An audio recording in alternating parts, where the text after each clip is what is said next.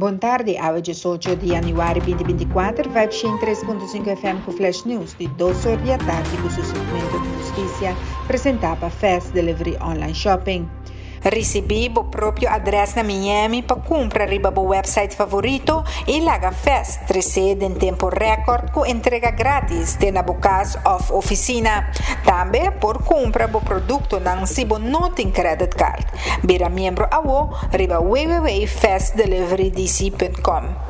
Primeiro-Ministro Evelyn Wever Cruz reuniu com o Ministro de Proteção Jurídico na Holanda, Sr. Frank Weerwind. Sr. Weerwind visita Aruba e lo segue para Curaçao para atender o justiciële Vierlanden-overleg entre Aruba, Curaçao, Sint Maarten e Holanda. O primeiro-ministro ha expressado que a reunião estava positivo e na onda Sr. Weerwind ha dado update do último desenvolvimento na riba terreno de cooperação entre Aruba e Holanda. Me reuni com o ministro Frank Weerwind, com o ministro de Proteção Legal de Holanda, conjunto com o ministro de Justiça, para atender o tema jurídico para Holanda e, no caso, aqui em cooperação também com os colegas do ministro de Justiça, Sr. Rocco Chong.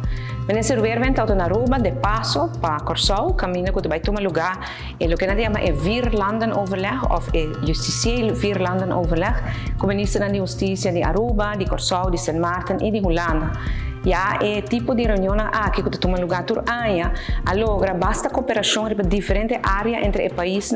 E nesse bisa que nós estamos a muito bom sustento do ministro Weerwind, com a outra de missionário, sim, pero que tu vai ela bem para reiterar seu sustento e para explicar aqui que o local que tu vai lá atrás, que tu queda como palabração fijo para Aruba por seguir tem cooperação com a Holanda.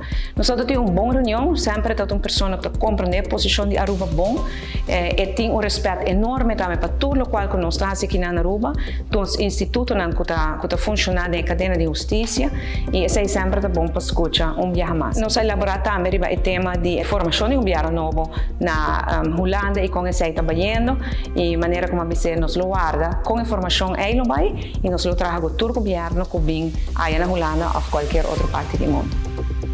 Meu nome é Farbo Couto e essa aqui é 3.5 FM com Flash News, com o segmento de justiça apresentado para Fast Delivery Online Shopping.